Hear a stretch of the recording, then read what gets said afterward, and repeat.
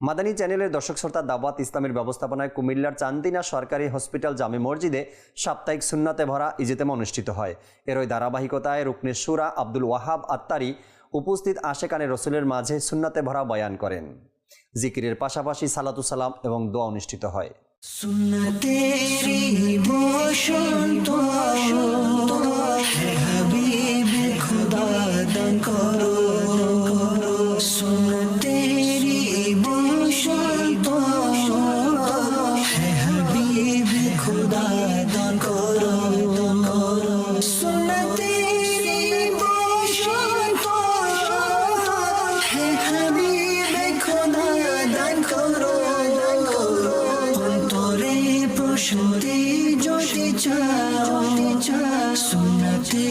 উপর আমল করো, অন্তরে প্রশান্তি যদি চাও, সুন্নতের উপর আমল করো, সুন্নতে শিকার করে কাফেলাতে সফর করো।